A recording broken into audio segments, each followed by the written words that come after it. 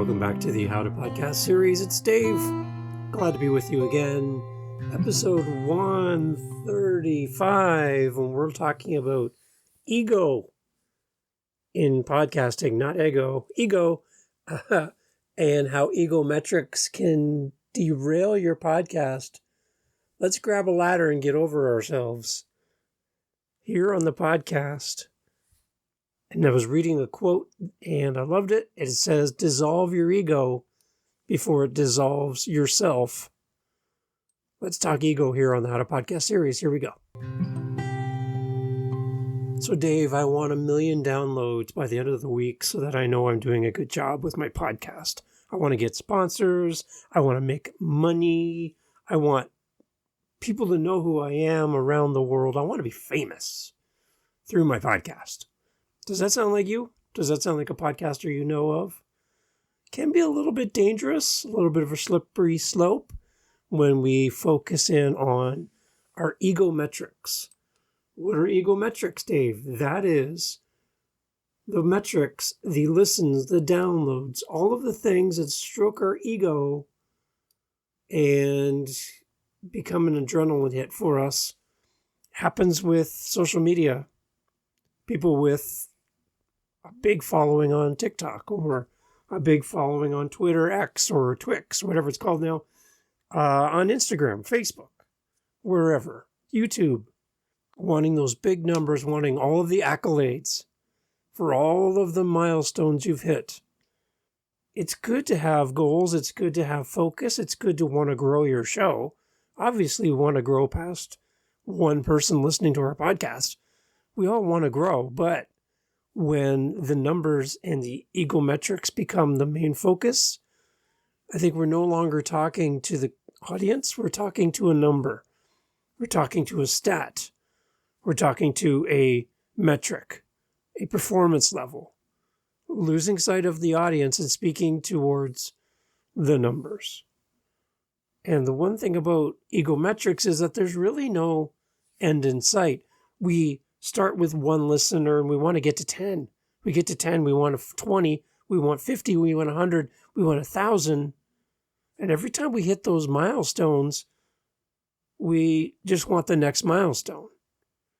There's not a lot of celebration, there's not a lot of recognition, and there's not a lot of engagement because we're just focused on the next number instead of the people that are there on a regular basis listening to us and being a part of our world. Where do you fit in with this? How important is it for you to hit a number? What are your ego metrics? And as we kind of go through this and talk about this today, I really want you to think and to have a real hard conversation with yourself about what you're doing and why you're doing it. Why is this podcast so important to you as a podcast host? Podcast success metrics. As podcasters, we're all on a quest for success. And that often comes down to numbers. In today's world of digital media, we're inundated with metrics to gauge our performance and compare ourselves to others. We're all familiar with the feeling of admiration, envy, and sometimes even bragging when we see these big numbers. However, there's a catch. Not all metrics are created equal. Some of these numbers might not actually be reflective of your podcast's impact, and they can easily be manipulated. In fact, some of the most visible metrics can be the most misleading. When I hear someone say that I'm in the top 1, 2, 3% of podcasts globally, I get nervous because I want to know how that number came to be. And is it real? Is it imagined? Is it forced? So there's stuff to think about when we talk about our ego metrics. We look at our total downloads and our listeners. It's perhaps one of the most visible metrics for podcasters from our side of the microphone. We all want to see our download numbers soar. We put out good content. We're putting our effort in here. We're trying hard, bringing on great guests, putting our heart and soul into every episode. It's essential to remember that not all downloads translate into active listeners. I can tell you right now on my phone, I have probably 40 episodes that have been, quote, downloaded, consisting then of a number that's reported back to the host. But I haven't listened to these 40 episodes yet.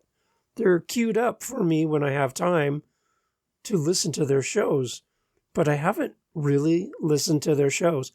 And to be quite honest, there's sometimes where I get overwhelmed and I have more episodes to listen to than I have time, and I start deleting them. I didn't listen to your episode, but it counted as a download. Does that mean anything to you? Does that make you happy to know that you got the number, but you didn't get the listen? Nobody heard what you said, but you got the number, you got the hit. You got something you can measure and go, I did it, I hit a number. But they didn't actually hear your episode, or they heard 5 seconds of your episode, 3 minutes of your episode, and they ignored 99% of what you said, but that counted as a stat. Does that mean a lot to you? That someone got a fraction of your content and you got credit for that? Does that make you feel good? Does that make you want to do the next episode? If people are only listening to the very beginning or downloading but never listening and deleting your episode. So these numbers that we all are so passionate about, that we care so deeply about, that people want to pay them to get us more numbers. What does that really mean to you as an ego metric? That you hit a number. Great. But did your audience actually listen to your show? Did you connect with them and did they connect with you? What's more important to you when we look at metrics? And that falls into all of our downloads, all of our listens, falls into the bucket of ego metrics. I fall victim to this. I want to see my podcast grow. But how much do I know is a real number, a real listen? You know how I know? Is when someone reaches out to me, tells me a quote from an episode and how that changed them, or how that made them motivated to continue with their podcast. That's when I know that the message is connecting. If the messages are connecting with you, howtopodcast.ca, the little speak pipe thing, you can actually click there and leave me a voice message. Let me know I'm on the right track, or let me know when I'm not. I would love to hear from you. Howtopodcast.ca, leave me a message. Total downloads and total listens is an ego metric. And we are all fascinated and fixated on those numbers. I heard one podcaster say, just looking at your numbers isn't going to make them grow. I love it. That's true. Focusing on an analytics and focusing on our numbers is not going to grow our audience. Interacting with them will grow our audience. Another thing is we focus a lot on our social media, our followers, and our likes. Many podcasters strive to grow their social media presence to boost their podcast visibility. However, having a large number of followers or likes doesn't always equate to meaningful engagement or influence. These numbers can be padded, and algorithms may limit the reach of your content, especially on Facebook for now, where you have to pay to play. You have to pay to get your content in front of people. That doesn't feel right to me. And for the most part, the followers that are on social media, they might not even listen to podcasts at all. And if that's all you do is spend your time there trying to grow your numbers around your podcast, you might be speaking to nobody at times. So keep that in mind when we look at social media. Again, I tell everybody, I'm a podcaster that has social media. I'm not a social media person that has a podcast. There's a difference there. And when I listen to some of these podcasts out there that tell us that we need to focus on 7 to 10 times a day, we're posting 7 days a week, we're feeding the algorithm, we're feeding the hamster wheel. That's not me. I'm not interested in that. I'm interested in making podcasts. That's why I'm a podcaster. I'm not a social media person. I'm a podcaster. And that's why I'm here. Engagement metrics are like comments, shares, ratings, reviews on our podcast can provide insights into how our audience is interacting with our content, but they can still be misleading if they don't result in real engagement or meaningful discussions. What does it mean to you if you were an author, you wrote a book, you put it online to sell it, and somebody left you a review, but they never read your book, they never bought it, but they left you a nice review? Great book, great author. How is that going to help you as an author? Really, they didn't even buy your book, but they left you a review. Does that help? Maybe, but does it? The other thing we talk about is subscriber counts. Similar to social media follows, having a high subscriber count on your podcast platform might look impressive, but it doesn't necessarily mean those subscribers actively engage with your episodes. So, what metrics truly matter for podcasters?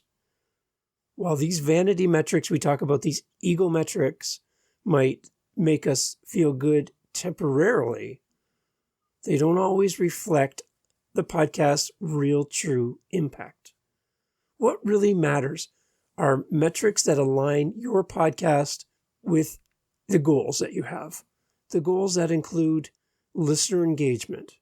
Pay attention to metrics that indicate engagement, such as comments, reviews, discussions sparked by episodes, voice messages, like I mentioned with SpeakPipe on my website. These show that your content resonates with your audience. Ask for these types of feedback. It's really important to have an email, a voicemail, social media comments. Interaction is more important than a number on a screen. Also, look at your download trends.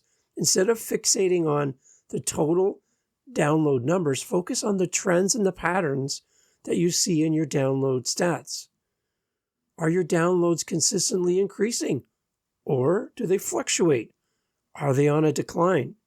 You can kind of get a sense based on the regular release of regular episodes to your content to your listeners, how you're doing. What I love to do is look at my last 7 days, or from the time I posted my last episode to my next episode. What is the trend? Is my listenership going up? Is it the same? Is it declining? Focus on yourself. Another podcaster said, podcasting stats are like golf. You just want to be better than the last time you played. You want your next episode to be better than this one. You want more engagement on your next episode than this current episode. Keep moving the ball forward every time. And if something's not working, pivot, change, reorganize, refocus, and come out with a better way, a better and more effective content. You need to be watching your trends. Audience retention is another one. Look at how long your listeners stay engaged during an episode. High retention rates indicate that your content is compelling and keeps people tuned in. And then do things in your podcast. If you have an interview podcast, what I'm doing on Living the Next Chapter is I save a question for the very, very, very end of my podcast. Because I know that people will drop off, beginning, middle, near the end. And the moment I say the magic words, hey, guest, tell us where we can find you, where you're most active on social media, what's your website? Where do we go? A lot of people see that as a trigger, as an indicator that the podcast is over. Time to go. So what I do is I say to my guests, before I ask my last question, because I really want to know what your thoughts are on this, where do we find you? Where's your social media? How do we connect? And then what it does to my audience is they're like, oh, Dave did the thing. Now I'm going to have to sit and wait to hear what that question is that Dave saved for the very end. It's a great way to keep people to stick around, and I'm seeing my retention rates go up for sticking around longer in my podcast just by doing a little thing like that at the end of your show. Try it, and then look at your numbers and see if it's different. Give it a try. Also, look at your conversion metrics. If your podcast is part of a larger strategy, such as promoting a product you sell or a service that you offer, track to see if people are responding to the thing that you're offering. If you're a coach and you're getting more coaching calls because of your podcast, that's probably more important than a bunch of listeners who never interact with you. If you're selling more books because of your podcast, if people are reaching out to you and booking you to speak at events, that's a great indication that your podcast is connecting with your audience. Are listeners taking the desired actions after hearing your podcast? That's all about your call to action. Also get listener feedback. Don't underestimate the value of direct feedback, good and bad, from your audience. It can provide insights into what's working and what needs improvement. Here's my big takeaway for you when we talk about ego metrics is we need to use metrics wisely. Metrics can be a double-edged sword. On one hand, they can provide social proof and credibility when pitching your podcast to potential guests or sponsors. However, it is essential to let your content speak for itself and avoid overemphasizing the numbers when promoting your podcast. While metrics can be a real valuable tool for measuring podcast success, it's crucial to focus on the ones that truly matter for your goals. I think as podcasters, content creators, we need a real dose of humility. We need to be smart in our approach and prioritize the metrics that matter, the metrics that reflect our podcast's real impact. If one person's life was changed by your podcast, and it only happened once, but someone's life is completely different because of a podcast episode you put out into the world, would that be enough for you? Would it be enough for you to know that happened? That had you not made that episode, that person's life would not have changed. You're like, well, Dave, that's one person. I want to reach thousands and thousands and thousands of people. Right. So do I.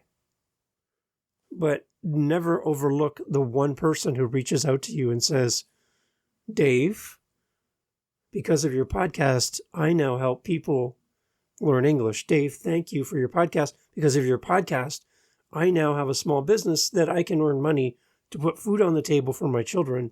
Dave, thank you for your podcast. You gave me the confidence to record and share my story. Thank you, Dave, for your podcast, because now I can sell more of my books and get my message out. I am now guest speaking on stages because of my podcast, Dave. There's a lot of great things that go along with listenership of our podcast. Let's not fall into the trap that numbers are the only thing that matter. And let's build out our audience one listener at a time. They need to know that we care about them. And you need to show that in every episode. So when we look at our ego metrics and you get into these Facebook groups and people are throwing around numbers, I want you to take a step back and go, what matters to me right now for my show? What is my goal? What's my target? When you hit the target, celebrate. Keep adding to your target, keep growing, but never forget the fact that each listen, true listen of someone who interacts with your content is meaningful and important. Take your podcast seriously and put your heart into every episode. Show up and they'll show up. If you're interested in more, I would love to talk to you. howtopodcast.ca is my website. Would love to meet with you. I have on my website right now through Buy Me a Coffee, you can actually book time with me in my calendar for a one-on-one. And I appreciate the donation because that money will go towards my hosting fees and buying my wife flowers and coffee. And I just want to have time with you. So if that works for you, reach out through howtopodcast.ca. You'll see all the links right there. I would love to meet with you, chat with you, and see how we can work together in the future. Take care. Lots of great episodes coming up. Thank you for being here for episode 135. More episodes coming soon. Appreciate you. Take care.